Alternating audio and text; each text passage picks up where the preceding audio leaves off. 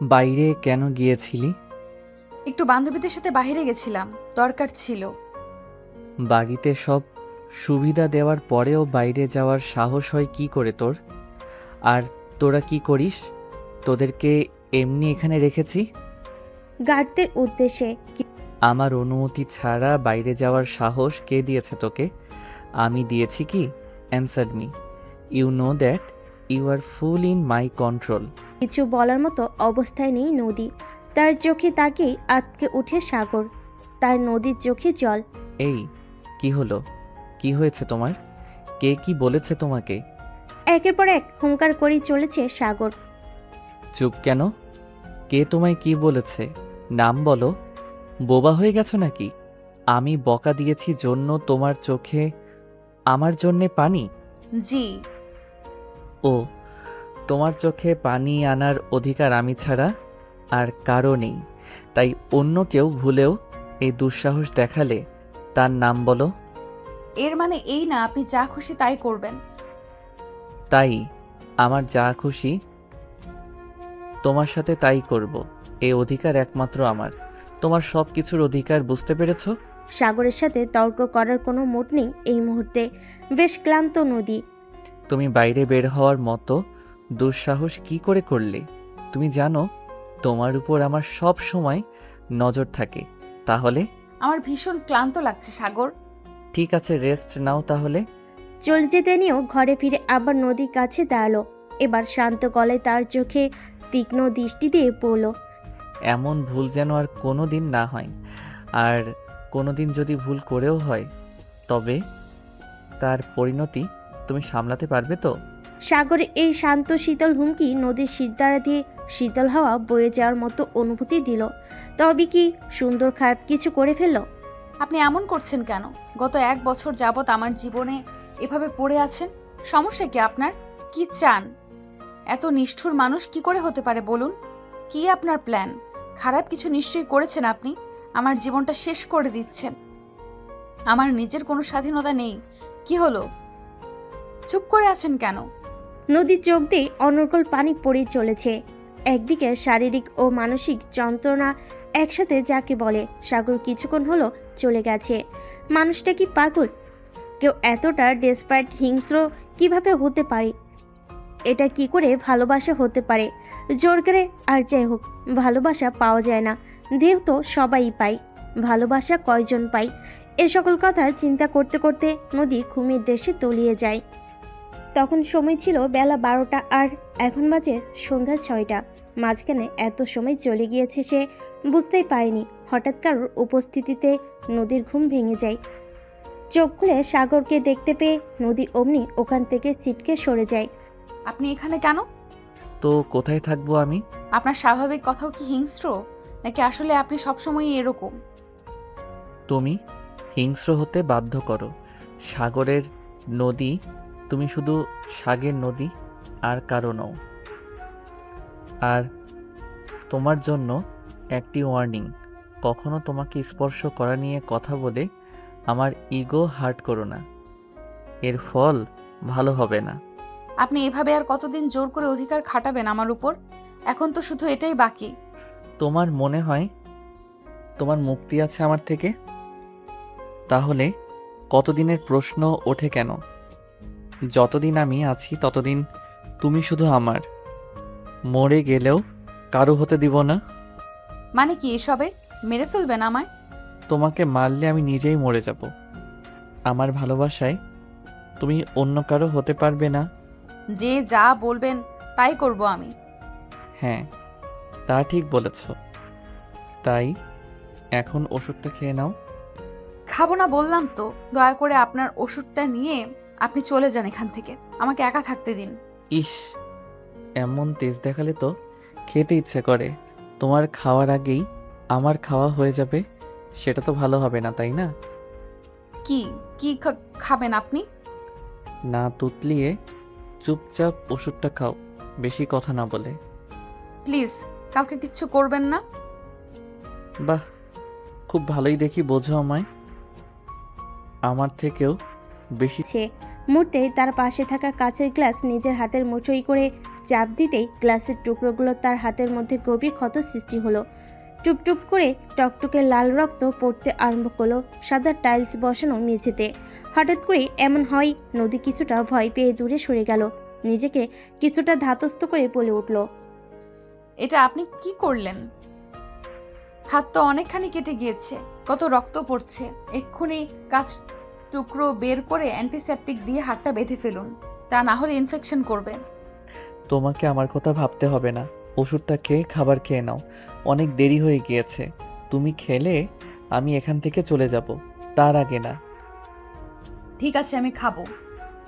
আপনাকেও আমার সাথে সব কিছু করতে হবে, তা না হলে আমিও খাবো না বলে দিলাম। আমার কথা না শুনলে আমি ঘুমাবো, ওষুধ না খেয়ে ঘুমাবো। অগত্যা নদীর কথা শুনতে হলো সাগরের। নদী ওষুধ খেয়ে সাগরের হাতেও সুন্দর করে ব্যান্ডেজ করে দিল, সাথে ওষুধও লাগিয়ে দিল। সাগর কিছু না বলে তাকে উঠে চলে যায়। তার যাওয়ার দিকে তাকিয়ে একটা মিলান হাসি দিল নদী। জীবনটা অগোছাল হয়ে গেছে তার। ভাবতেই দীর্ঘশ্বাস বের হয়ে আসলো ভিতর থেকে। সাগর ওই কাটা হাতেই ড্রাইভ করছে আর আনমনে ভাবছে, মাত্র 17 বছর বয়সের একটি তরুণী যেন 25 বছরের একজন পুরুষের জীবন ওলটপালট করে দিল। এমন করে কি হয়ে গেল সে নিজেও বুঝতে পারল না। একটা সময় তার তীব্র জেদ হয়ে গেল সেই তরুণী। সে যাই হোক, সেই তরুণীকে কারোর সাথে দেখলে তার মনে হয় তাদের সবগুলোরে ধ্বংস করে ফেলতে।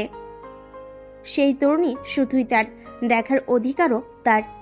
ভালোবাসা জোর করে পাওয়া যায় না, কিন্তু আমি না পেলেও যে আর কেউ পাবে না। বলেই মিলান হাসলো। গাড়ি চলে গেল তার গোডাউনের দিকে। হয়তো আজকে অপেক্ষা করছে কোনো ভয়ঙ্কর রাত কারোর জন্য। হয় কারোর জীবন শেষ, না হয় কারোর জীবন অন্ধকারে। গোডাউন থেকে বাড়ি ফিরে আগে শাওয়ার নিল সাগর। তবুও যেন তার রাগ কিছুতেই কমছে না। মনে হচ্ছে সব কিছু ধ্বংস করে দিতে পারলে তার শান্তি লাগতো। যেন কিছুতেই মানা যাচ্ছে না তার সেই একান্ত তরুণীকে কেউ নজরে দেখেছে। শাওয়ার থেকে বের হয়ে নিজের রাগ কন্ট্রোল করতে না পেরে বাড়ির এক এক করে সমস্ত কিছু ভাঙতে শুরু করলো সাগর। এতেও যেন তার মন শান্ত হচ্ছে না। তাই নিজের রুমের মিনি ছোট সারটায় গিয়ে হাতে পেয়ার নিয়ে বসে পড়ল। তারপর একের পর এক 3টা পেয়ার একসাথে খেয়ে শেষ করলো। সাগরের এমন ধ্বংসযোগ্য দেখে সাগরের মা এবং বাবা মিস্টার সানি চৌধুরী এবং মিসেস সানা চৌধুরী দৌড়ে নিজের ছেলের কাছে যায়। ছেলের এমন পাগলের মতো আচরণ দেখে মিসেস সানা চৌধুরী ছেলের কাছে আসতে নিলে সাগর বলে ওঠে, মা, আমাকে একা থাকতে দাও, এখান থেকে চলে যাও তোমরা। সমুদ্র খেয়াল করলো হাতে সেই কাটা স্থান দিয়ে রক্ত পড়ছে, যেখানে নদী ব্যান্ডেজ করে দিয়েছিল। আমার নদীকে নিয়ে কথা বলার অধিকার এই দুনিয়ার কারো নেই, মানে কারো নেই। তাই ওকে এই নিয়ে কোনো প্রশ্ন করবে না। তোমাদের সবাইকে আমি আগেও মানা করেছি, ওকে নিয়ে যা বলার শুধু আমি বলবো, আর কেউ ওর নাম বা ওকে নিয়ে কথা শুনতে চাই না। তোমরা যাও এখান থেকে, আমাকে আমার মতো থাকতে দাও। অনেক রাত হয়েছে, নিজেরা ঘুমিয়ে পড়ো। তারা আর কিছু না বলে নিজেদের রুমে চলে গেল। আর তারা খুব ভালো করে জানে এখন সাগরকে ঘাটানো মানে সাগর আরও বিগড়ে যাবে, এতে পরিস্থিতি হাতের বাইরে চলে যাবে। এমন কাহিনী এর আগেও অনেক পার হয়েছে। নিজে ক্ষত বিখ্যাত হাত নিয়ে সাগর ওভাবে শুয়ে পড়ল। কিরে, কালকে ভাইয়া তোকে ওভাবে নিয়ে গেল, তারপরেও বকা দিয়েছে নাকি বাসায় গিয়ে? তুই তো আমার ভাইয়ার অনুমতি ছাড়া কোথাও বের হতে পারিস না। হ্যাঁ, আমি তো খুব ভয় পেয়ে গিয়েছিলাম। দেখলাম ভাইয়ার চোখ দুটো কি লাল হয়েছিল। লিমা, তুই কি খেয়াল করেছিস? আসলে আমাদেরও বোঝা উচিত ছিল যে ভাইয়া তোকে পারমিশন দেব না। তুই বা কিসে এর জন্য পারমিশন না নিয়ে আসতে গেছিলে? হ্যাঁ, আমি তো ভেবেছিলাম যে তুই হয়তো আজকে কলেজে আসবি না। লিমাকে তো আমি এ কথাই বলছিলাম। আর একটা কথা, আজকে কলেজে এসে শুনলাম। কি শুনলি? আরে, গতকালকের ওই ছেলে দুটোর অবস্থা নাকি খুব খারাপ। হসপিটালে ভর্তি হয়ে আছে, বেঁচে আছে নাকি মরে যাবে কে জানে। তার উপর নাকি ছেলে দুটো অন্ধ হয়ে গেছে। কি বলিস? কোথা থেকে শুনলি এসব কথা? কই, আমি তো শুনতে পেলাম না। আরে, শুনবি কোথা থেকে? তোরা আসার কিছুক্ষণ আগে তো আমি কলেজে এসেছি। এসে এখানে দাঁড়িয়েছিলাম, তখন দেখি আমার পাশে তিনজন আমাদের কলেজের বড় ভাই ওনারা কথা বলতে বলতে যাচ্ছিল। ওই হাঁটার উপরেই কিছু কথা শুনতে পেয়েছি। ও, যাই হয়েছে বেশ ভালোই হয়েছে। জানি না আরো কত মেয়ে সর্বনাশ করেছে, কত মেয়েকে উত্তপ্ত করেছে। তোর কপাল কত ভালো রে, নদী ভাইয়া তোকে কত ভালোবাসে। দূর থেকে কাশবন ভালোই দেখা যায়, কাছে গিয়ে দেখো সেখানে কত কিছু হচ্ছে। আমার কাছে এই ভালোবাসা বিষের মতো লাগে, মনে হয় কখন জানি দম বন্ধ হয়ে মরে যাব। সি সি, এগুলো কি বলস তুই? কেন মরবি? আল্লাহ তোকে অনেকদিন হায়াত দিক। তোর কিছু হলে ভাইয়া তো মরেই যাবে। জানি না কি হবে, তবে আমার কাছে এখনো অসহ্য হয়ে উঠেছে। হয়তো মানুষটা আমাকে পাগলের মতো ভালোবাসার জন্য এমন করছে, কিন্তু তাকে তো আমার কথাও ভেবে দেখতে হবে, তাই না? কখনো আমার মনে হয় আমি তাকে ভালোবাসি, আবার কখনো আমার মনে হয় আমি তাকে প্রচণ্ড ঘৃণা করি। এমন ঘৃণা হয়তো আমি এর আগে কাউকে এরকম ঘৃণা করিনি। তোদের সাথেও আমাকে কথা বলতে দেবে না সেই মানুষটা। তার নাকি হিংসে হয়, আমার বাবা মা, তার বাবা মা, ভাই কারোর সাথে আমাকে কথা বলতে দেবে না, তার নাকি সহ্য হয় না। এটা কোন ধরনের লজিক আমাকে বোঝাবি তোরা? তোদের সাথে তার সাথে কথা বললে সমস্যা কোথায়? শোন, আল্লাহ যা করবে ভালোর জন্যই করবে। আল্লাহর উপর ভরসা করেই তো বসে আছি। তুমি যেটা করবেন ভালোর জন্যই করবেন, সেই জন্যই তো সহ্য করছি সবকিছু। মনে হচ্ছে তার তীব্র জ্বর এসেছে। নিজের গায়ে তাপ প্রবলভাবে অনুভব করলো, তবুও যেন সে নিয়ে কোনো ভ্রুক্ষেপ নেই তার। তার একমাত্র চিন্তাই তো শুধু নদীকে নিয়ে, তার ভালোবাসা, তার প্রেম, তাকে নিয়ে ভাবা। সাগরের ঘুম ভাঙলো মাথায় পানি নিতে নিতে। দুর্বল কণ্ঠে জিজ্ঞেস করলো, তোমরা সবাই এখানে কেন? আমার কিছু হয়নি, তোমরা নিজেদের মতো কাজ করো। কোনো সমস্যা হলে জানাবো। অফিসে আজ একটি মিটিং রয়েছে, আমাকে বের হতে হবে। কি শুরু করেছো ভাইয়া? এত জ্বর নিয়েও মিটিংয়ের কথা ভাবছো? আর ভুলে যেও না, অফিসের দায়িত্বে তুমি ছাড়াও বাবা রয়েছে। বিজনেস বাবা সামলে নেবে, তুমি বাসায় থেকে রেস্ট করো। না, এখন এমনি তো বাসায় থাকা হবে না, আমার মিটিংয়ের চেয়েও বেশি ইম্পর্টেন্ট কাজ আছে আজ। মিটিংয়ের চেয়েও ইম্পর্টেন্ট কাজ? তার মানে নিশ্চয়ই নদীকে নিয়ে। কোনো দরকার হলে আমাকে বলো, আমি গিয়ে ওর সাথে দেখা করে আসবো। তুই এত বড় সাহস কোথা থেকে পেলি নীরা?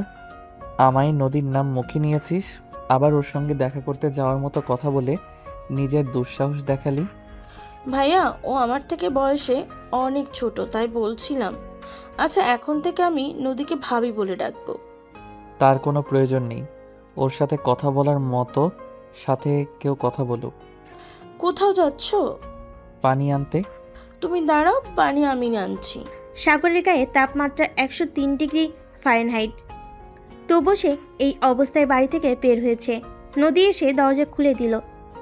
দরজা খুলতে সামনে সাগরকে দাঁড়ানো দেখতে বুঝতে পারল সাগর হয়তো অসুস্থ, কারণ তাকে দেখে বিধ্বস্ত মনে হচ্ছে। শরীরে হাত দিয়ে বুঝতে পারল যা হওয়ার তাই হয়েছে। আপনার তো অনেক জ্বর এসেছে, শরীর তাপে পুড়ে যাচ্ছে। সব ছাড়খার হয়ে যাক, তবু তুমি আমার থাকবে। কি সব আবল তাবল বলছেন? আপনি কিছু খেয়েছেন? এই অবস্থা থেকে বাসা থেকে বের হতে গেলেন কেন? আপনি তো নিজেও পাগল হয়েছেন, সাথে আমাকেও পাগল বানাবেন। ঠিকমতো দাঁড়াতে পারছেন না, আরে ফোনে চলে আসছেন। বাসায় সবাই কি করে তার আপনাকে কিছু বলে না? তোমাকে না দেখলে এমনিতেও অবস্থা আরও খারাপ হয়ে যেত, তুমি না থাকলে আমি আরও অসুস্থ হয়ে যাব। বাসায় সবাই কি বলবে আমাকে? কারো কিছু বলার সাহস আছে নাকি? সেটাই তো, আপনাকে কে কি বলবে? আপনি তো কারোর কথা শোনার মানুষ না। চলুন, রুমে চলুন। নদী সাগরকে ধরে নিজের রুমে নিয়ে গেল। আপনি থাকুন, আমি ওষুধ দিচ্ছি। নড়বে না এখান থেকে। সাগরের জ্বর ক্রমেই বেড়ে চলেছে। নদীর এই মুহূর্তে কি করা উচিত সে নিজেও বুঝতে পারছে না। সাগরের গঙ্গানির আওয়াজ পাওয়া যাচ্ছে, ঝড়ের ঘরে কি বলছে নদী তাও বুঝতে পারছে না। সেটা খুব ভালো করে বুঝতে পেরেছে সাগর হয়তো তাকে নিয়ে কিছু বলছে।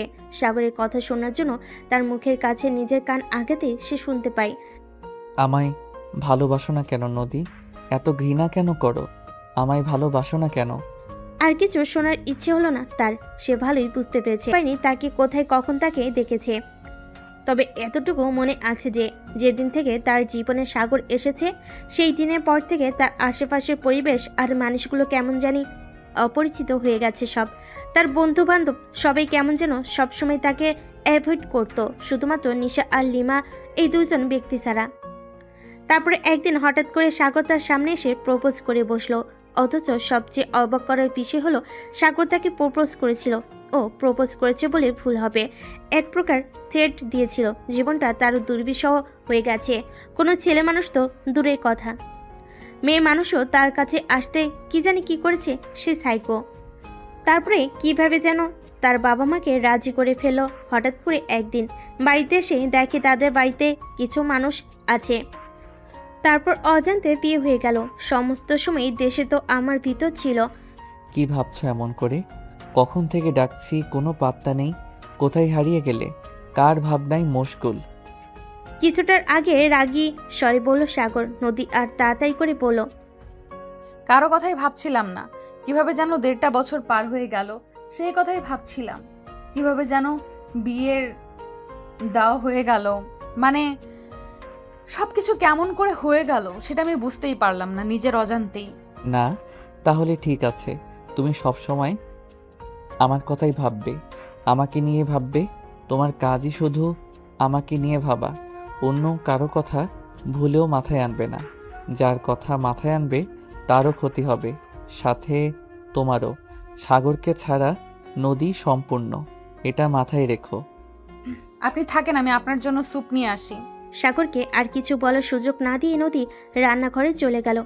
নদীকে রান্নাঘরে দেখে নদীর মা, সাগরের জ্বর এখন কেমন? তুই ওকে রেখে কেন আসলি? আমাকে ডাকলেই তো পারতি, আমি স্যুপ দিয়ে আসতাম। এখন অনেকটা কম, সমস্যা নেই, আমি নিয়ে যাচ্ছি। আহারে, ছেলেটা এত ভালো, কেমন করে জ্বর আসলো? ছেলেটা সব সময় তোর কত খেয়াল রাখে, আর তুই একটু ছেলেটার খোঁজ রাখতে পারস না? তোর খেয়াল রেখে ও সময় পায় না, নিজের খেয়াল কেমনে করে রাখবে? ছেলেটার মুখটা জ্বরে কত শুকিয়ে গেছে। যা এখন তাড়াতাড়ি, ছেলেটা একাই রুমে আছে। নদীর এমন কথা শুনতে শুনতে অভ্যস্ত হয়ে গেছে। এটা নতুন না তার কাছে, কারণ সবাই সাগরের আসল রূপ তো দেখেনি, দেখেছে শুধু নদী। এখন আর কেউ জানে কি না সে এটাও জানে না। সে চুপচাপ নিজের রুমের দিকে অগ্রসর হলো। রুমে ঢুকেই দেখলো সাগর বিছানায় হেলান দিয়ে ফোন দেখছে। নিন, খেয়ে নিন। তুমি খাইয়ে দাও। তখন খুব বেশি অসুস্থ হয়েছিলেন বলে খাইয়ে দিয়েছি, এখন তো বেশ ভালোই আছেন, তাহলে কেন খাইয়ে দিব? যান, নিজের হাত দিয়ে খেয়ে নিন। আমি এখন পারবো না খাইয়ে দিতে। খেয়ে বাসায় চলে যান, আজকে আর অফিসে যাওয়ার দরকার নেই। আমি তো তোমার এত কথা শুনতে চাইনি। আমি বলেছি তুমি আমাকে খাওয়াই দিবে, তো তুমি আমাকে খাইয়ে দিবে, ব্যাস। এর থেকে একটা কথাও শুনতে চাই না। অগত্যা নদী তাকে খাইয়ে দিতে থাকলো। খাওয়া শেষ হওয়ার একটু পরে নদীর মা রুমে আসলো। বাবা, তোমার শরীর এখন কেমন? আলহামদুলিল্লাহ, অনেক ভালো। শুধু নদীর খেয়াল রাখলেই হবে বাবা? তোমার নিজেরও তো শরীর আছে, তার দিকেও তো একটু নজর দিও। নদী তো আমার শরীর মা, তাকে যত্ন নিলেই আমার নিজের যত্ন নেওয়া হয়ে যায়। তার অসুখ হলে মনে হয় নিজের শরীরের কোনো অংশে মনে হয় অনেক বড় ঘা হয়েছে, তাই তো নিজের শরীরকে সব সময় সুস্থ রাখি। একদিনে নদীর দিকে তাকিয়ে কথাগুলো বলল সাগর। অন্যদিকে সাগরের কথা শুনে নদী ভীষণ অস্বস্তিতে পড়ে গেল। যতই হোক, তার মার সামনে এমন কথা বলে যে কোনো মেয়েরই লজ্জা লাগবে। আবার অন্যদিকে রাগও হচ্ছে। মনে হচ্ছে এখন সাগরের চুলগুলো ছিঁড়তে পারলে তার ভীষণ ভালো লাগতো, শান্তি লাগতো। কিন্তু এই আশা পূরণ কখনোই হবে না, তাই মনে মনে চুল টেনে ছিঁড়ে ফেলো। এদিকে নদীর মা আর কিছু না বলে চলে গেল, সব কিছু নিয়ে চলে গেল। আপনার কি লাজ লজ্জা বলতে কিছুই নেই? কেন? এখানে লজ্জা লাগার কি আছে? লজ্জার তো আমি কিছু দেখতে পাচ্ছি না। আপনি একটা বেশরম, লজ্জাহীন মানুষ। আপনার সাথে কথা বলাই বেকার। এত বড় একটা কাণ্ড ঘটিয়ে বলছে লজ্জার কিছু নেই। কে বলে শাশুড়ির সামনে? আপনার কথা না হয় বাদই দিলাম, আমার কথা তো ভাবেন। আমার মাসের সামনে এমন কথা বললেন, বমি এখন তার সামনে কেমন করে যাব? এখানে লজ্জার কি আছে সেটা আমি দেখতে পাচ্ছি না কেন? আমি তো আর পরের বউয়ের তারিফ করি নাই, আমি আমার বিয়ে করা বউয়ের তারিফ করেছি। তাই লজ্জা তো পাওয়ার কোনো প্রশ্নই আসে না। পরের বউয়ের তারিফ করলে তো লজ্জার একটা বিষয় ছিল হয়তো। আমি তো পুরো দুনিয়ার সামনে জোর গলায় বলতে পারবো না সব কথা। ঠিক আছে, আপনি তো বেশরম, আপনার লজ্জা নেই তাই আপনি বলতে পারবেন।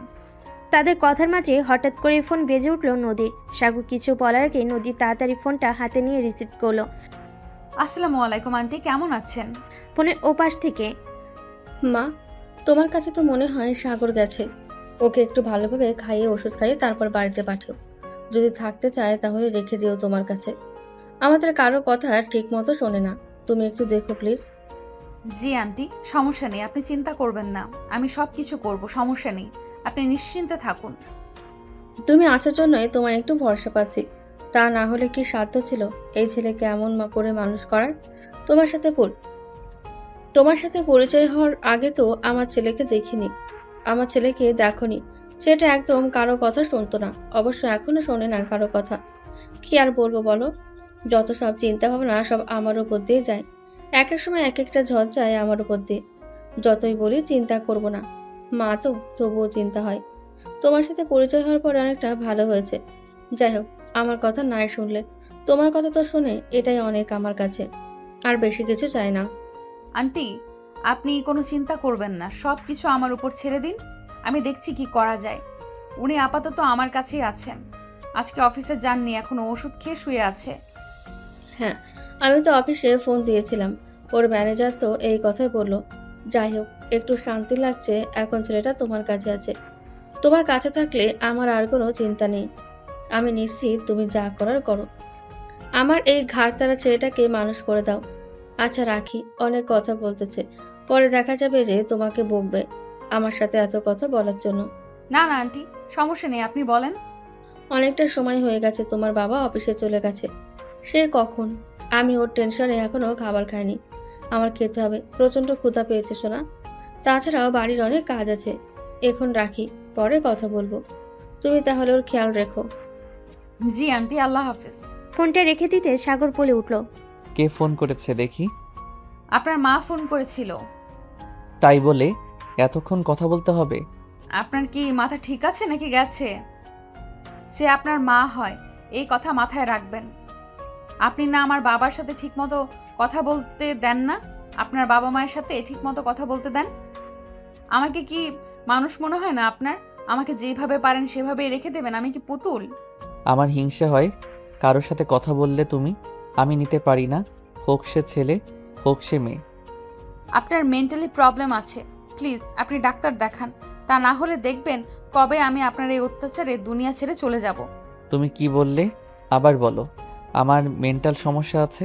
তোমার এত বড় সাহস কোথা থেকে আসে? প্রচণ্ড রেগে কথাগুলো বলল সাগর। রাগের কারণে তার চোখ মুখ লাল টকটকে হয়ে গেছে। নদী সেটা খেয়াল করতে তার হাত পা কেঁপে উঠল, বুকের ভিতর ধুকধুক আরম্ভ করলো। আপনি কি কোনো কথা পজিটিভভাবে নিতে পারেন না? একটা ভালো কথা আপনি উল্টো দিক কেন নেন? আপনার সমস্যা কোথায় আমি আজ পর্যন্ত ধরতে পারলাম না। আপনি কেন সব জিনিসের নেগেটিভ ধরেন? আমি আপনাকে একটা ভালো কথা বললাম আর আপনি রেগে যাচ্ছেন, এটা কোন ধরনের কথা আমাকে বলেন? কথাগুলো বলতে বলতে নদী কান্না করে ফেলল। প্লিজ নদী, তুমি এভাবে কান্না করো না। তোমার কান্না দেখলে আমার কষ্ট হয়। প্লিজ প্লিজ, আমার ভুল হয়ে গেছে। আপনার অসুখ তো অনেকটাই কমে গেছে, এখন তো আপনি চাইলে বাড়িতে যেতে পারেন, কোনো সমস্যা নেই। আন্টি আপনার জন্য অনেক চিন্তা করছে, বাসায় চলে যান, তাদের সাথে দেখা করেন, কথা বলেন। যাবো তো, তার আগে তোমার সাথে একটু টাইম স্পেন্ড করে নেই, তারপর না হয় যাব। রাতের দিকে বাসায় যাব। তোমার সাথে থাকলে আমার অসুস্থতা এমনিতেই সেরে যাবে, এত ওষুধ খাওয়ার প্রয়োজনীয়তা পড়বে না। তার আগে আমাকে একটা এনার্জি ড্রিঙ্কস দাও। বাড়িতে তো এনার্জি ড্রিঙ্ক নেই, দোকানে যেতে হবে। এখন আমি দোকানে যেতে পারবো না, আর বাড়িতে আব্বু নেই যে আব্বুকে বলবো কিনে নিয়ে আসতে, তাই এখন পাচ্ছেন না এনার্জি ড্রিঙ্ক। আমি ওই এনার্জি ড্রিঙ্কস চাইনি, যেটা আমি চেয়েছি সেটা আমার রুমের মধ্যেই আছে। কই, আমি তো কোনো এনার্জি ড্রিঙ্ক দেখতে পাচ্ছি না। বলে নদী এদিক ওদিক খুঁজতে লাগলো, কিন্তু সে কোথাও এনার্জি ড্রিঙ্ক খুঁজে পেল না।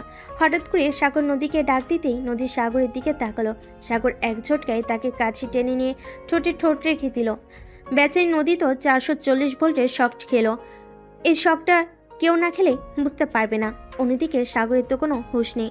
সে আরামে নদীর কোমল ছোট দই চুষে নিতে আরম্ভ করলো। একটা সময় তার ঠোঁট ধীরে ধীরে নদীর গলদেশে চলে আসলো। সেই সাথে তার হাতগুলো অবাধ্য বিচরণ আরম্ভ করলো। সাগর আমাকে ছাড়েন প্লিজ। যে কোনো সময় আম্মু চলে আসতে পারে, দরজা খোলা আছে। প্লিজ সাগর আমাকে ছেড়ে দিন, আমি আর নিতে পারছি না। আমি নিজেকে কন্ট্রোল করতে পারছি না নদী, প্লিজ তুমি আমাকে কন্ট্রোল করো। আমি আউট অফ কন্ট্রোল হয়ে যাচ্ছি নদী।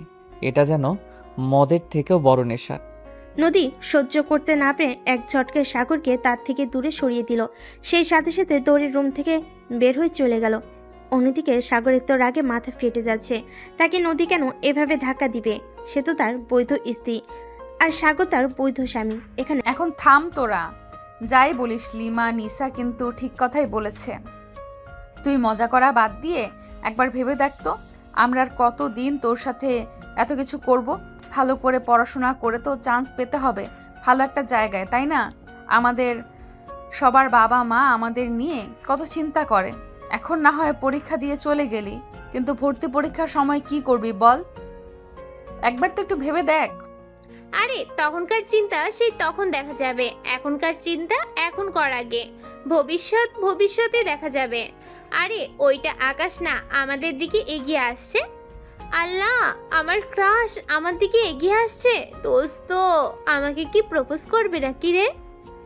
আল্লাহ, যদি আমাকে এখন প্রপোজ করে তাহলে তো আমি অজ্ঞান হয়ে যাব। কি করব রে বল তো? উল্টাপাল্টা কথা বাদ দিবি। তোর উল্টাপাল্টা কথার ধরন কখনোই গেল না।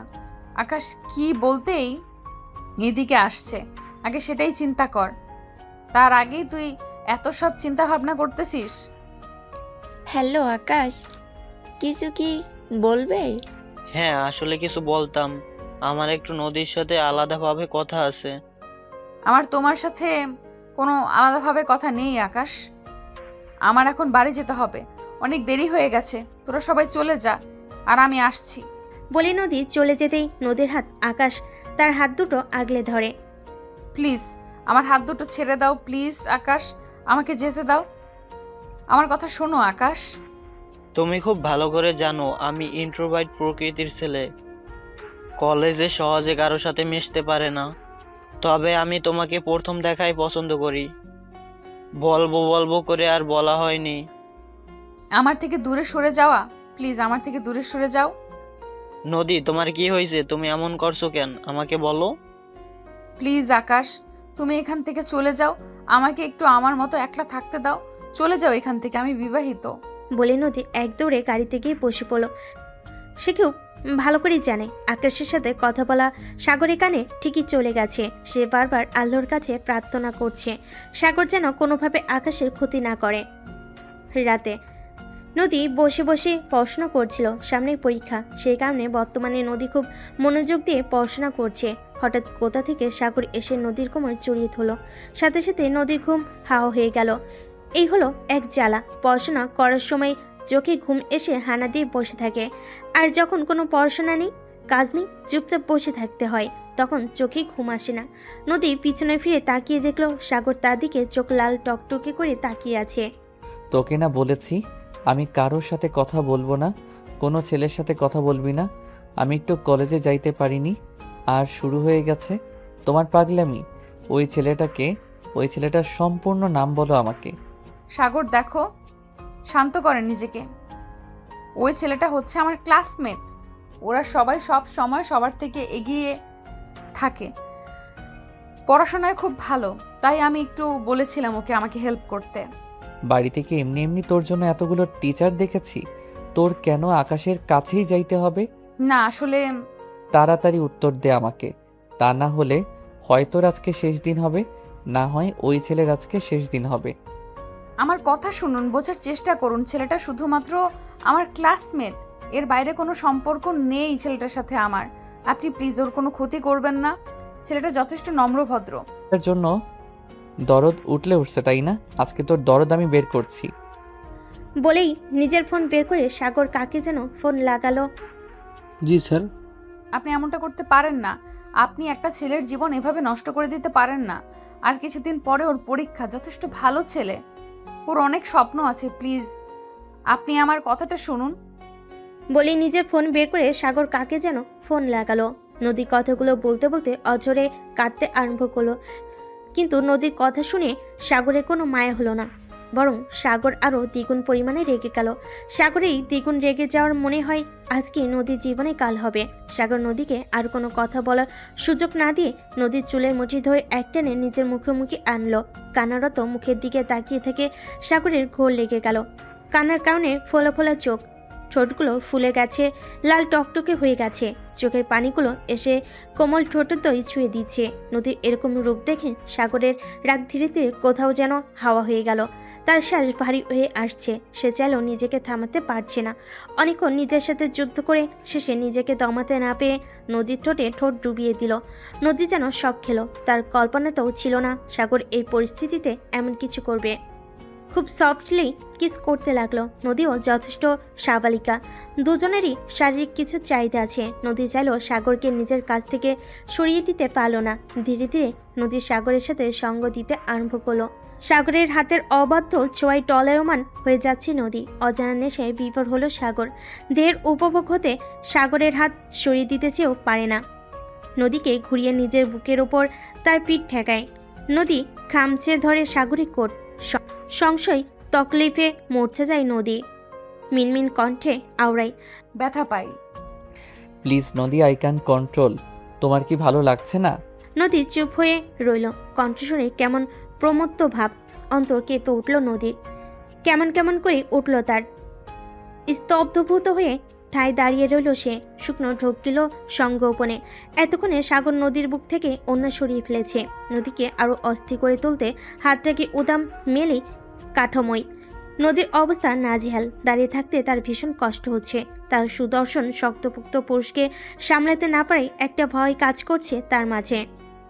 সাগর কানের পাশে চুল সরিয়ে সেতেই গভীর অধর ছোঁয়াতে নদী নড়বড়ে হয়ে পড়ে। শরীর অবশ হয়ে আছে। খামচে ধরে সাগরের বুকের কাছে ষাট রক্তকণিকার বয়ে যায় শীতল শিহরণ। শান্তির প্রাপ্তির অকাঙ্ক্ষিত আশঙ্কায় ঝিমিয়ে পড়ে মেয়েটা। ভাইকে নিঃশ্বাস ফেলে কপালে ঠেকায়। হঠাৎ সাগর নদীকে পাঁজো কোলে তুলে নিল। ধীরে লয়ে তাকে বিছানায় শুয়ে দরজা গিয়ে বাতি নিভে এগিয়ে এলো লজ্জায় লুটোপুটি আর উন্মাদ প্রেয়সীর দিকে। সাগরের কাছে নদীর কোনো অনুমতির প্রয়োজন নেই তার, কারণ সে তার বিবাহিত বউ। আর একটা স্ত্রীর কর্তব্য স্বামীটাকে সাড়া দেওয়া। বিছানায় এসে গভীর চুম্বন এঁকে দেয় নদীর কপালে। সাগর হাত রাখলো নদীর কামিজের চেনে।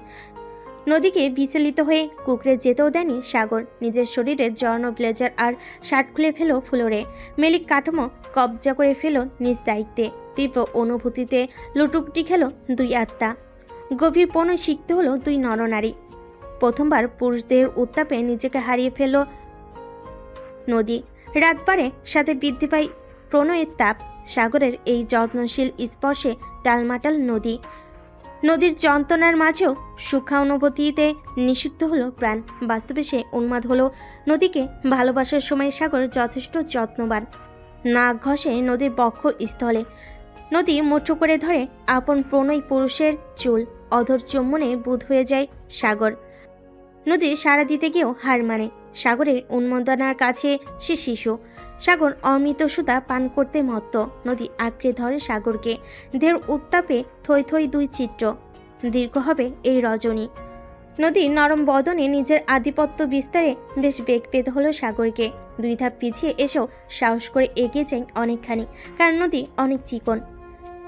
নদী শুধু দেখে চলেছে সাগরকে। আজকে সাগরকে নতুন এক রূপে আবিষ্কার করলো সে। গম্ভীর জেদি মানুষটির মাঝেও যে এত প্রণয় লুকিয়ে আছে কে বলবে। প্রণয়ের ঘনীভূত হয়ে সাগরের দন্ত কাটে নদীর শুভ্র গলদেশে। সে দেহে আবার দৃঢ় চুমুর বর্ষণ ঘটায়। হাতের কঠিন স্পর্শে পীড়ায়।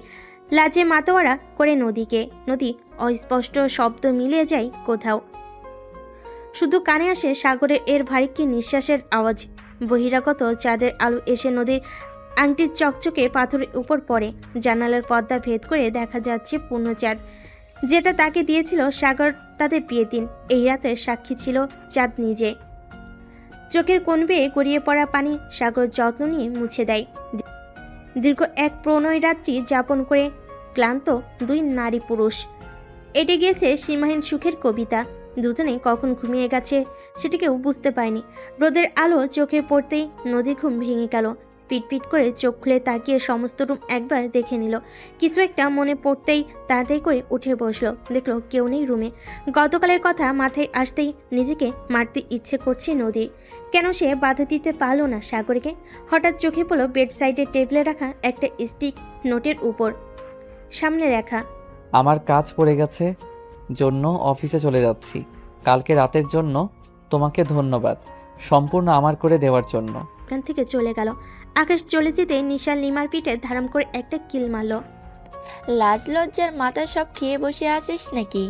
এভাবে কেউ একটা ছেলেকে থাকতে বলে? মান সম্মান নেই নাকি তোর? আরে কাউকে পছন্দ করলে মান সম্মান থাকতে হয় না, নিজের মান সম্মান বিলীন করে দিতে হয়। লজ্জা থাকলে প্রেম করব কিভাবে? তুই আর মানুষ হলি না রে। আরে তোকে তো এতক্ষণ ধরে ভালোভাবে খেয়াল করিনি। তোর চোখ মুখ এমন দেখাচ্ছে কেন নদী? কই না তো। আসলেই তো, এতক্ষণ তো আমি ভালোভাবে খেয়ালই করিনি। নিশা তো ঠিকই বলেছে। তোর চোখ মুখ দেখে এমন মনে হচ্ছে কেন? মনে হচ্ছে তুই অনেক ক্লান্ত, অসুস্থ হয়েছিস নাকি? অসুস্থ হলে আজকে আসতে গেলি কেন? দেখে মনে হচ্ছে রাতে ভালোভাবে ঘুমাসনি। আরে একসাথে এত প্রশ্ন করলে আমি কোনটার উত্তর দেব আমাকে বল। মানে ভাই আমাকে কি মানুষ মনে হয় না তোদের? আমার শরীরটা বেশি ভালো না। তাহলে আসতে গেলি কেন? বাসায় থাকতে পারতে। আজকে কলেজে নাই আসলি। এখন তো আর কলেজে তেমন একটা ভালো ক্লাস হয় না। এই সপ্তাহই তো, তারপরে তো আর এমনভাবে আড্ডা দিতে পারবো না। তাই ভাবলাম একদিন যাব না তো কলেজে, আড্ডাটা মিস হয়ে যাবে, তাই চলে আসলাম। আর আমার শরীর এতটাও খারাপ না যে আমি কলেজে আসতে পারবো না। আমি অনেকটাই সুস্থ ওষুধ খেয়ে। ও ও, যদি খারাপ লাগে আমাদের বলিস, ছুটি নিয়ে বাসায় পাঠিয়ে দেব। তাদের কথার মাঝে হঠাৎ করে নদীর ফোনটা বেজে উঠল। তাকিয়ে দেখে মেসেজ এসেছে। ওপেন করতে দেখে সাগর মেসেজ পাঠিয়েছে। কালকে রাত্রে উপহার দেওয়ার জন্য তাকে ক্ষমা করে দিলাম। আশা করি তুমি খুশি হয়েছো। তবে হ্যাঁ, একবার ক্ষমা করেছি বলে বারবার করব এমনটা না। আকাশের দিকে দূরে থাকতে কথাটা মাথায় রেখো।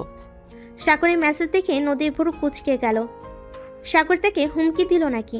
যদি আবার সাগরের হুমকি দেওয়া এটা তার কাছে নতুন নয়। তবে হ্যাঁ, একটু হলেও খুশি হয়েছে সে, কারণ আকাশ সুস্থ স্বাভাবিকভাবেই আছে। এটা দেখি সে সন্তুষ্ট। নদীর এইচএসসি পরীক্ষা শুরু হয়ে গেছে। পড়াশোনা চাপে নিজের খাওয়া দাওয়া সব কিছু ভুলে গেছে। সবসময় শুধু পড়ার টেবিলে বসে থাকে। সেদিনের পর থেকে সাগরের সাথে খুব একটা কথা হয়নি তার এই পরীক্ষার কারণে।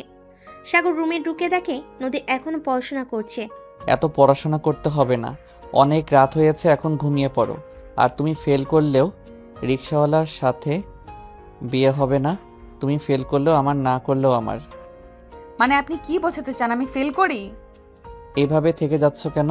আমি তো সেভাবে তোমাকে কথাটা বলিনি। তাহলে কিভাবে কিভাবে কথা বলছেন বলুন দেখি। আমি তো সব সময় ভুল বুঝি, আপনি তো সঠিক বোঝেন। আমি বলেছি তুমি ফেল করলে রিক্সাওয়ালার সাথে বিয়ে দেওয়ার ভয় নেই, কারণ তুমি অলরেডি আমার বউ। তোমার বাবা মা তো এই বলে আর ভয় দেখাতে পারবে না। অনেক রাত হয়েছে, এসো এখন ঘুমিয়ে পড়ো। আপনি কি আজকে এখানে থাকবেন? কেন থাকতে বলছো? থাকলে কিন্তু সেই দিনের মতো। ঠোঁট কাটা নির্লজ্জ বেহায়া, ছি ছি, আপনার মুখে কোনো কথাই আটকায় না। আমি ঠোঁটকাটা বেহায় নির্লজ্জ না হলে বংশবৃদ্ধি করব কেমন করে? জানতো আপনি এখান থেকে। আমার আর পরীক্ষা কয়েকটা বাকি আছে, তাহলে আমি একটু বেঁচে যাই। আগামীকালকে ছুটি আছে, তাহলে এত প্যারা নেওয়ার কোনো মানেই দেখি না আমি। এখন ঘুমাও। না আর একটু। আমি বলেছি না এখন ঘুমাইতে হবে, মানে ঘুমাইতে হবে। নদী আর কোনো কিছু বলার সাহস পেল না।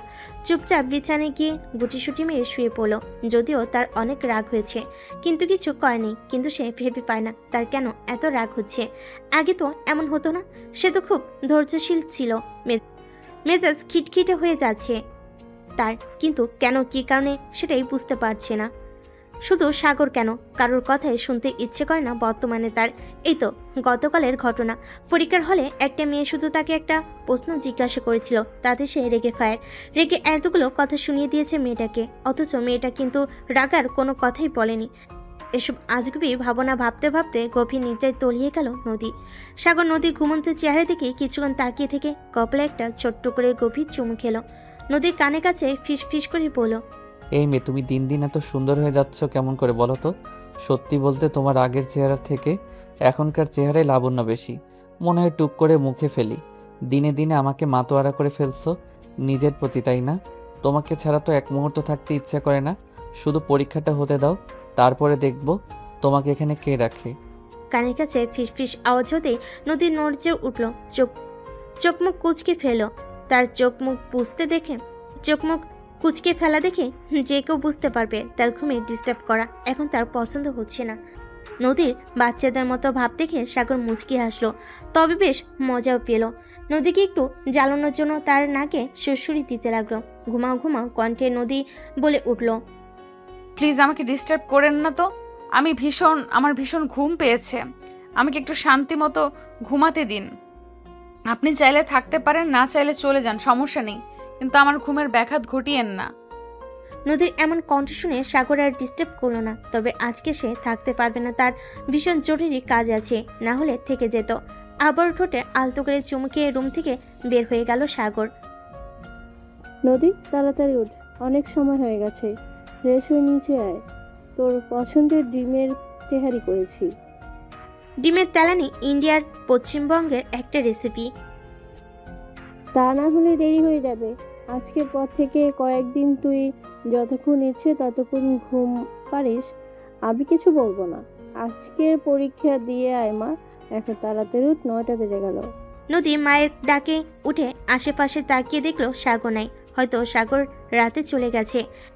এখন কেমন জানি আলাদা একটা টান হয়েছে সাগরের প্রতি। মাঝে মাঝে সেই সাইকোকেই ভালো লাগে তার। বর্তমানে তার যেন কি হয়েছে, একটু বেশি ঘুম লাগে। আবার কেউ কিছু বলে রেগে যায়। কেন হচ্ছে কিছু বুঝতে পারছে না। আজকে 3-4 দিন হলো এই কথাগুলো চিন্তা করছে, তবে কারণ ধরতে পারছে না। সে ঘুমে ঢুলতে ঢুলতে চলে গেল ওয়াশরুমে। একেবারে গোসল করে বের হলো। তা না হলে কেমন জানি ঘুমটা সরছিলই না চোখ থেকে। ঘড়ির দিকে তাকিয়ে দেখে 9টার বেশি বেজে গেছে। তাড়াতাড়ি তৈরি হয়ে নিচে গেল। তাড়াতাড়ি আয় মা, দেরি হয়ে গেল তো। বলে নিজের প্লেটে নিজেই খাবানি খেতে লাগলো। বলে, শুধু ভাজি দিয়ে খাচ্ছিস? তোর প্রিয় ডিমের তেলানি নে। নদীর প্লেটে দিতে গেলে কেমন যেন একটা উটকো গন্ধ নদীর নাকে আসলো। এটা সরাও সামনে থেকে, আমার বমি পাচ্ছে। কেমন একটা গন্ধ আসছে এটা থেকে। কই, অনেক মজা হয়েছে। আমি তো খেলাম, কোনো গন্ধই পেলাম না। জানি না কিছু, আমার কাছে কেমন যেন একটা গন্ধ আসছে। তুমি রেখে দাও ওটা, এখন খাবো না। আব্বু, আমার খাওয়া শেষ, চলো তাড়াতাড়ি। চলো। টানা 2.5 ঘন্টা পরীক্ষা শেষে ক্লান্ত হয়ে সবে একসাথে বাহিরে বের হলো। যতই ক্লান্ত থাক, আজকে তাদের আলাদা একটা শান্তি কাজ করছে, কারণ পরীক্ষা শেষ। কিছুদিন সবাই একটু রেস্ট নেবে, তারপরে তো আবার অ্যাডমিশনে পড়াশোনা শুরু করতে হবে। আজকে শেষ হলো পরীক্ষা, কি যে শান্তি লাগছে, ভাবতেই খুব ভালো লাগছে। এই প্র্যাকটিক্যাল পরীক্ষাও একটা প্যারা ছিল। সবাই বলে প্র্যাকটিক্যাল পরীক্ষা নাকি খুব সহজ, সেটাই তো দেখতে পাচ্ছি। হ্যাঁ রে, সবাই তো তাই বলতো। প্র্যাকটিক্যাল পরীক্ষায় নাকি সব দেখে দেখে লেখা যায়। যা যা প্রশ্ন করবে সবই আরিয়া আপু ছিল না, গত বছর পরীক্ষা দিয়েছে। ওই আপু বলল যে খুবই সহজ হয়। আর ওই চুন্নির কথা বিশ্বাস করলি? ওকে তো আমার দেখতে ইচ্ছে করে না, 1 নাম্বারের মিথ্যাবাদী। যাই হোক, পরীক্ষা তো শেষ হয়ে গেল, এটাই হচ্ছে বড় কথা। আর আলহামদুলিল্লাহ আমাদের সবগুলো পরীক্ষায় ভালো হয়েছে, সাথে প্র্যাকটিক্যালও। ওই স্যার যে নাম্বার দিয়েছে দেখেছিস? আমাকে যখন মৌখিক ধরলো তখন দেখলাম ওই যে নাদিয়া আর শিলা। নাদিয়া 25-এর ভিতর 25 পেয়েছে, আর শিলা মনে হয় 23 দেখলাম। আমিও তো একটা প্রশ্নের উত্তর ঠিকমতো দিতে পারিনি, এখন কি যে হয়। হ্যাঁ, আমিও খেয়াল করেছি। তবে তোর যার নাম্বার তার সামনে দেয় না স্যার, দেখতেও দেয় না, কিন্তু ওই যে একটু ফাঁক ফোকর দিয়ে দেখা যায়, ওই আর কি। কিরে নদী, তুই কথা বলতেছিস না কেন? না, তোরা বলতেছিস, আমি শুনতেছি। ওই একই রকমই হলো। তুই আমাদের কথা শুনতেছিস ঠিকই, কিন্তু তুই মনে হয় কিছু ভাবতেছিস, তোর মুখ দেখে সেটা মনে হচ্ছে। ওই একই হলো তো। আসলে আমার মনে হচ্ছে কি যেন খাইতে ইচ্ছে করতেছি, কিন্তু বুঝতে পারতেছি না। সেটাই চিন্তা করতেছি যে কি খাইতে ইচ্ছে করতেছি, কিন্তু ভেবে পাচ্ছি না। আজব কথা, নিজের কি খাইতে ইচ্ছে করতেছে এটা বলতে পারতেছিস না? এটা কেমন কথা রে ভাই? নিজের যা খাইতে ইচ্ছে করতেছে সেটা যদি নিজে না বলতে পারো তাহলে কে বলবে শুনি?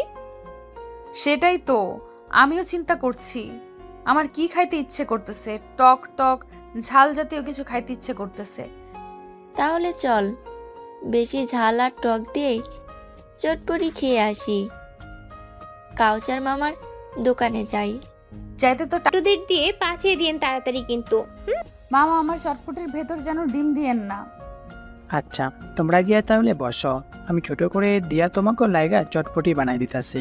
তার সকলে একসাথে একটু দূরে রাখার চেয়ারে বসে পড়ল। ঠিক কিছুক্ষণ পরে তাদের 5 জনের জন্য 5 প্লেট চটপটি দিয়ে গেল একটা ছোট ছেলে। নিশা, তুই কিভাবে বুঝলি যে আমার চটপটি খাইতে ইচ্ছা করতেছে? আমি তো ঠিকমতো বলতেও পারতেছিলাম না। এখন যে কি ভালো লাগছে। তুই তো চটপটি লাভার, এটা সবাই জানে। তুই যখন বললি টক ঝাল খাইতে ইচ্ছা করতেছে তখনই বুঝতে পারলাম। এই না হলে আমার বেস্টু। ঢং দেখে আর বাঁচি না মানুষের। আজকে কারো বেস্ট ফ্রেন্ড হইতে পারলাম না বলে আমারে কেউ চুম্মা দেয় না। আমাদের ঢং তোরে দেখতে বলছে কে? তোরে আমি চুমা দিব কেন? তোরে চুমা দেওয়ার মানুষ আছে। তোর আমার চুমা দেওয়ার মানুষ আছে আর আমি জানি না?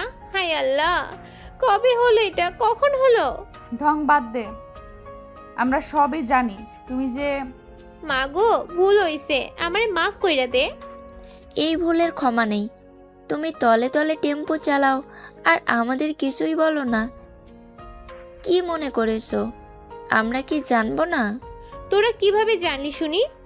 সেটা তোমার না জানলেও চলবে সুন্দরী, তবে এটা মাথায় রেখো, আমাদের চোখ ফাঁকি দেওয়া এত সহজ না। তুমি আর বোন, আর কিছু কইস না প্লিজ, পায়ে পড়ি। এখানে আমাকে লজ্জায় ফেলিস না।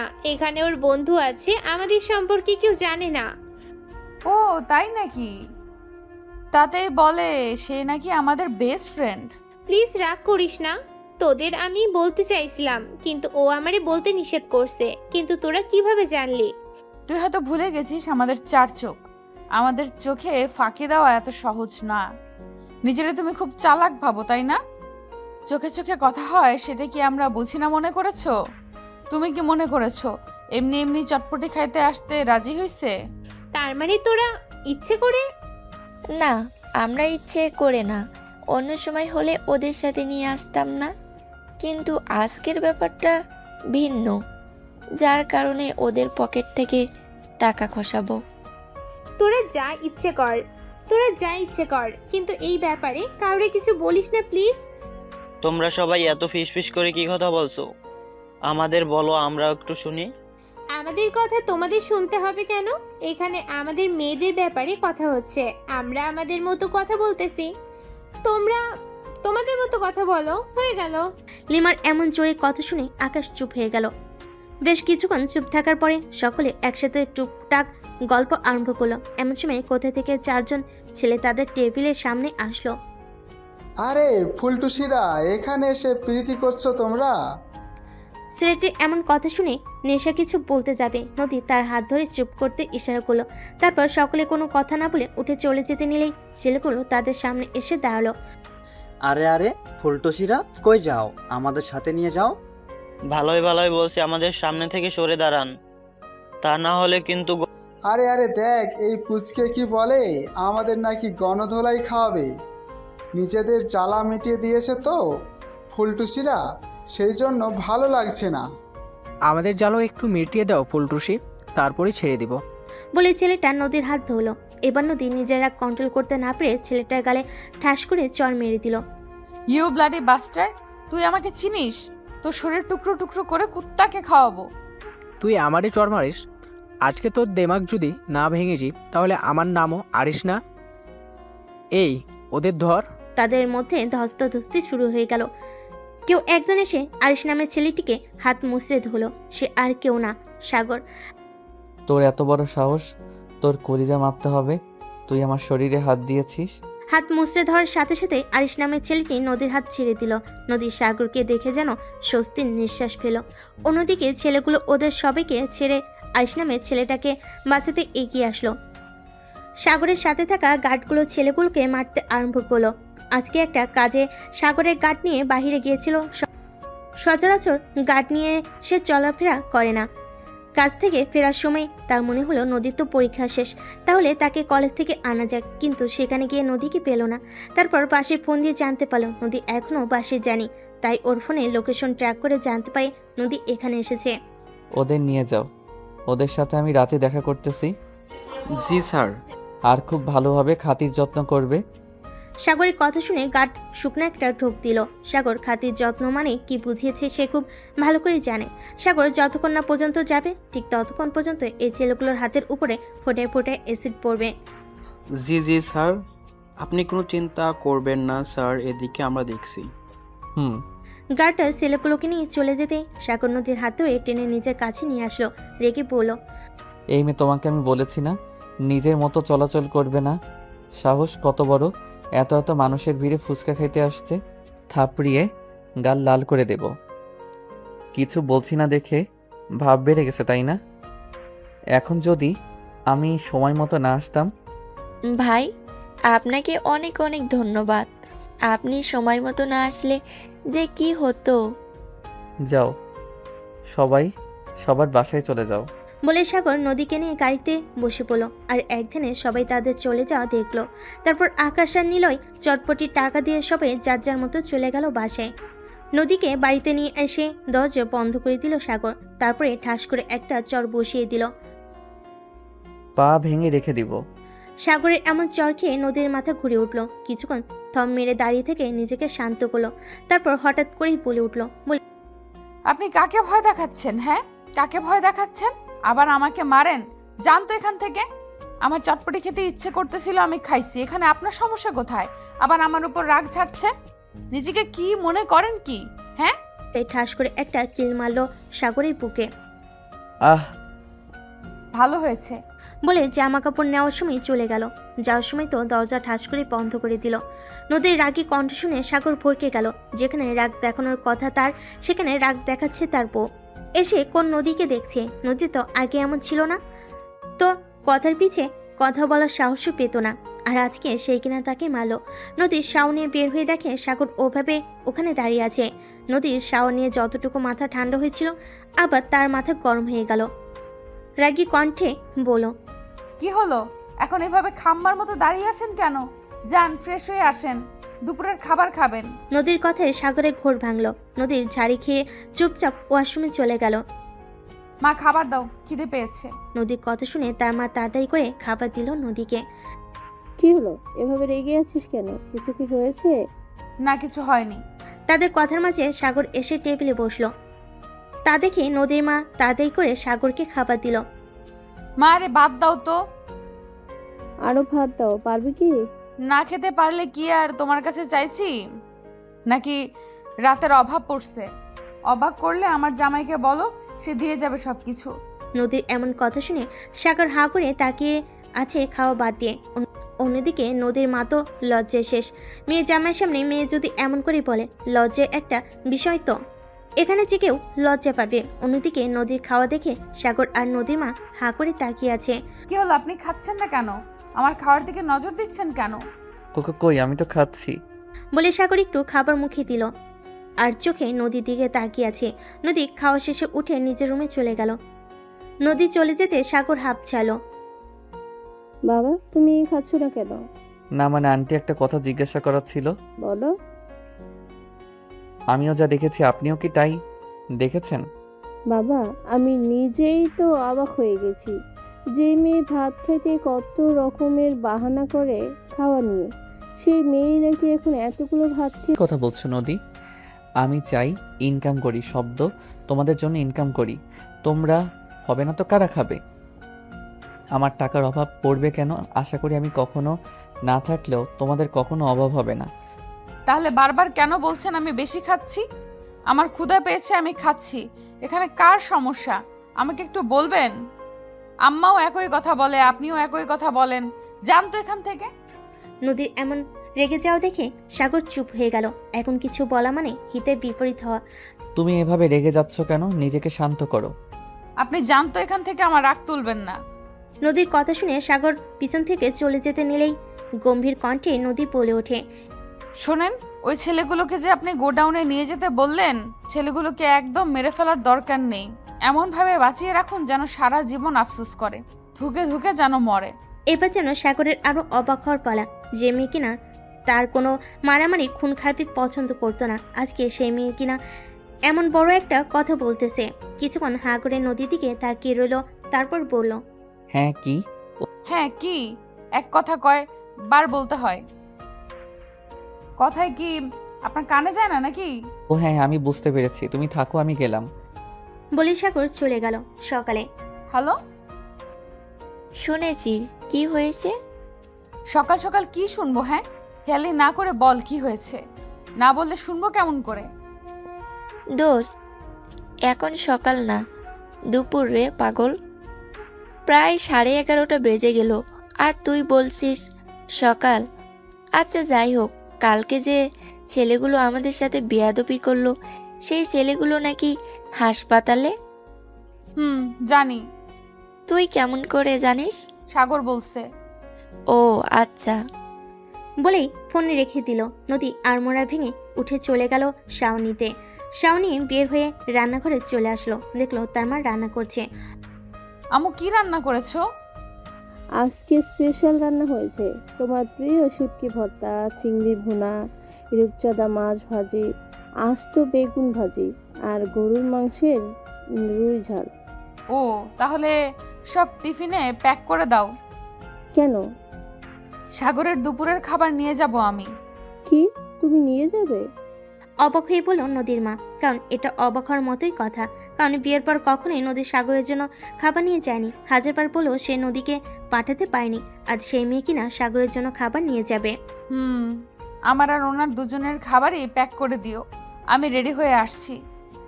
বলি নদী চলে গেল আর নদীর মা সুন্দর করে সব প্যাকিং করতে আরম্ভ করলো। নদী তার মাঠ থেকে বিদায় নিয়ে চলে গেল। আজকে তার ড্রাইভারকে ফোন করলো না, তার সাথে থাকা গার্ডদেরও আসতে না করে দিল। সাগর যেন এই কথা ভুলেও না জানে সেখানে সাবধান করে দিল। একটা সিএনজি নিয়ে চলে গেল সাগরের অফিসে। যেহেতু সে অফিসে নতুন যাচ্ছে, একটু নার্ভাস লাগছে, তবু সেটা প্রকাশ করলো না। প্রায় আধা ঘন্টার রাস্তা 1.5 ঘন্টায় পৌঁছালো। 1.5 ঘন্টায় পৌঁছানোর যথেষ্ট কারণ আছে। আমাদের দেশে ট্রাফিকের অবস্থা যতটা ভালো মনে হয় না, অন্য কোথাও এত ভালো ট্রাফিক আছে। প্রায় 1 ঘন্টা জ্যামে আটকে ছিল। তার কেমন যেন অস্থির অস্থির লাগছে, হয়তো গরমের কারণে।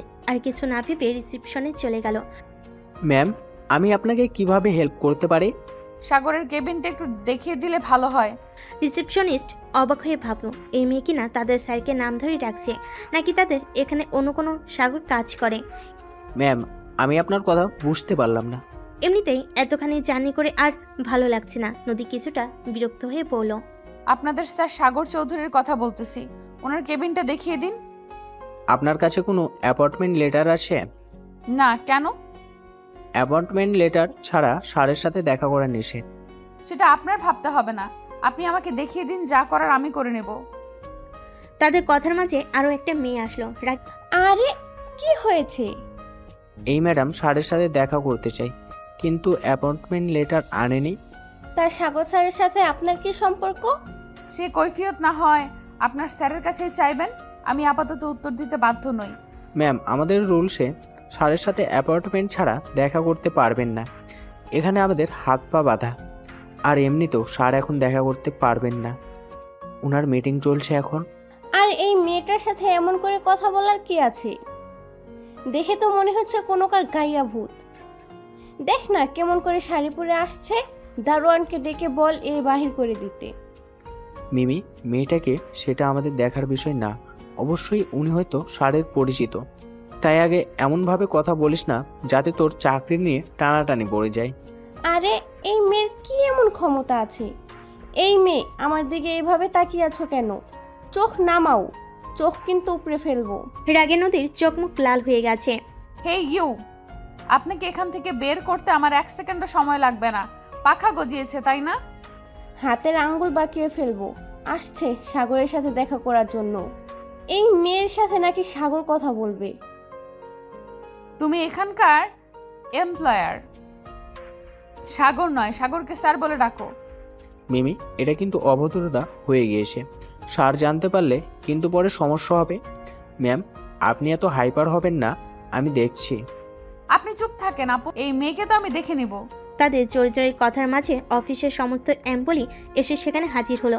সবাই দাঁড়িয়ে দাঁড়িয়ে মজা নিতে আরম্ভ করলো। নদী তো রেগে কথা বলতে আরম্ভ করলো। ধীরে ধীরে হাইপার হয়ে উঠলো। আর মানুষজন তো আসছেই না কানাঘুষা করার জন্য। মিটিংয়ের মধ্যে হঠাৎ গ্যাঞ্জামের আওয়াজ শুনে সাগর ভীষণ রেগে গেল। আসিফ, দেখো তো নিচে এত কিসের জন্য গ্যাঞ্জাম হচ্ছে? এত আওয়াজ কিসের জন্য? এই অফিসের রুলস রেগুলেশন কি সবাই ভুলে গেছে? সব কটাকে বের করে দিব। জি স্যার, আমি দেখতেছি। আপনি মিটিং কন্টিনিউ করেন, আমি দেখে আসি নিচে কি হচ্ছে। বলে আসিফ দৌড়ে নিচে চলে গেল। যে দেখে এক প্রকার জটলা বেঁধে আছে। আসিফকে দেখে সবাই সাইড দিলে হঠাৎ করে দেখলো নদীর ঝগড়া করছে। আসিফ ধরে আবার মিটিংয়ে চলে গেল কাউকে কিছু না বলে। স্যার স্যার কি হয়েছে? নিচে এখনো তো আওয়াজ হচ্ছে। স্যার, নিচে নদী ম্যাডাম কার সাথে ঝগড়া করছে। হয়তো কোনো বড় সমস্যা হয়েছে, তা না হলে ম্যাডাম তো এভাবে ঝগড়া করার কথা না।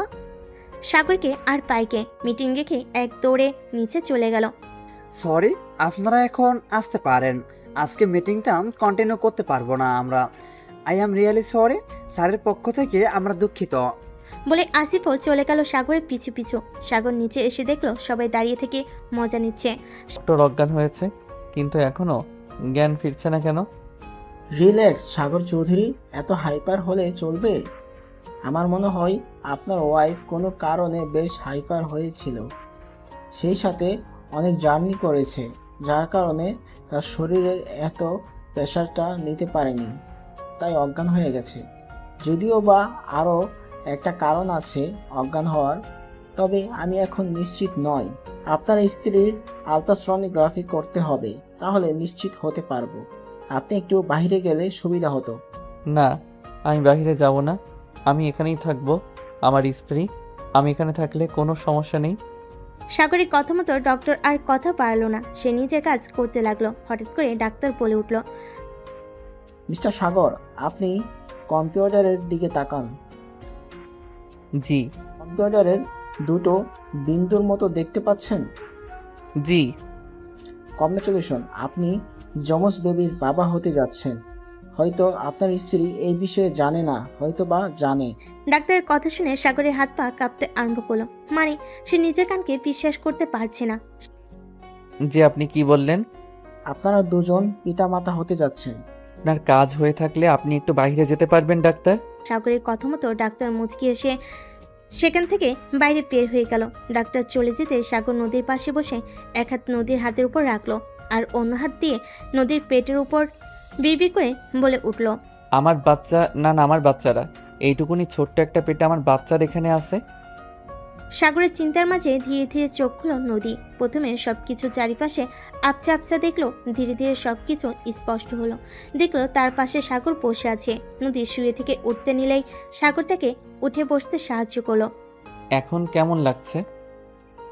আলহামদুলিল্লাহ ভালো, কিন্তু খুব বেশি ভালো না।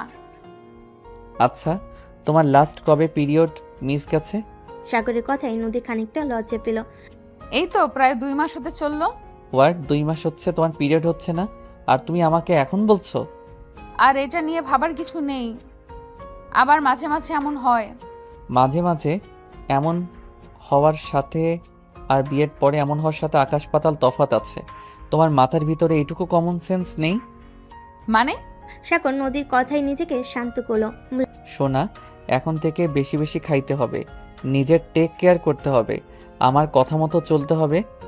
আমার কথার বাইরে গেলে হাত পা বেঁধে বসিয়ে রাখবো। কি হয়েছে? আমরা বাবা মা হচ্ছি। কি? পেটের উপর রাখা সাগরের হাতের উপর হাত রাখলো, চোখ বন্ধ করলো। এ তো নিজের অস্তিত্বকে বোঝার চেষ্টা করছে। বলছিলাম যে বাবা, নদীকে আমরা নিয়ে যেতে চাচ্ছি। নদী তার বাবার কথা শুনে চোখ বন্ধ করে ফেল, কারণ সে জানে সাগর তাকে কখনো এখান থেকে আর যেতে দেবে না। এখন থেকে নদী এখানেই থাকবে। কিন্তু বাবা, তোমাদের বিয়ে অনুষ্ঠান তো এখনো হয়নি। অনুষ্ঠান করতে হবে এমন কোনো কথা নেই।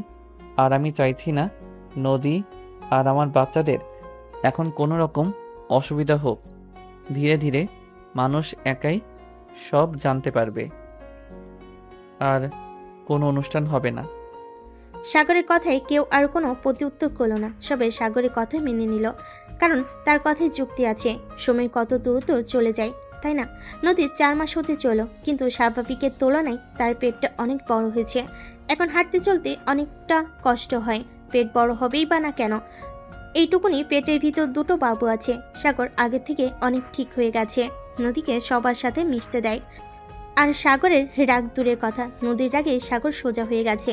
প্রথম সাগরের কাছে এগুলো অস্বাভাবিক লাগলেও যখন ডাক্তার বলেছে প্রেগনেন্সিতে এগুলো স্বাভাবিক, তাই এখন যদি নদী রাগ করে তাহলে সাগর সেই রাগ কমানোর জন্য হাজার চেষ্টা করে, কিন্তু বেচারার চেষ্টা বিফলে চলে যায়। এই যে এখনও নদী রেগে আছে, তার একটাই কারণ, সাগর বাড়িতে আসার কথা ছিল রাত 10টার মধ্যে, আর আসার সময় তার জন্য ফুচকা নিয়ে আসার কথা ছিল, কিন্তু 12টা বাজতে চললো, এখনও তার আসার নাম নেই। ঠিক 12:30টায় সাগর চুপি চুপি রুমের ভিতর প্রবেশ করলো। সে ভেবেছিল নদী ঘুমিয়ে গেছে, কিন্তু না। বাইরেই থাকুন, রুমের ভেতরে প্রবেশ করবেন না। সরি। কোনো সরি চলবে না। আপনার আসার কথা কখন ছিল আর কখন আসতেছেন? কাজের অনেক চাপ ছিল, তার জন্য আসতে পারিনি। এরপর থেকে আর এমন হবে না। এই কথাটা আপনি কতবার বলেছেন?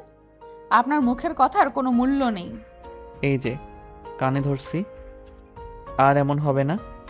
এই দেখো, তোমার জন্য ফুচকা নিয়ে আসছি। সাগরের কানে ধরা দেখে নদী মুচকে মুচকে হাসলো। সাগর এবার একটু সাহস করে রুমের ভিতর প্রবেশ করলো। তারপর নদীর হাতে ফুচকা দিয়ে ফ্রেশ হতে চলে গেল।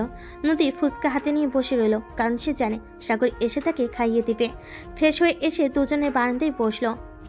রাতের খাবার খেয়েছো? আম্মা খাইয়ে দিয়ে গেছে। ও। নদী সাগরের কাঁধে মাথা রেখে চুপচাপ বসে আছে, আর সাগর ফুচকা তৈরি করে নদীকে খাইয়ে দিচ্ছে, আর দুজনে মিলে টুকটাক গল্প করছে। নদীর কেন জানি ইদানিং নিজেকে খুব সুখী মনে হয়। সুখী হবেই বা না কেন, তার স্বামী যে তাকে অসম্ভব ভালোবাসে, আর প্রত্যেকটা মেয়েই এটা চায় তার স্বামী তাকে ব্যতীত অন্য কোনো মেয়ের দিকে না তাকাক, তাকে ব্যতীত অন্য কোনো মেয়েকে না ভালোবাসুক। মেয়েরা তো ভালোবাসারই কাঙ্গাল।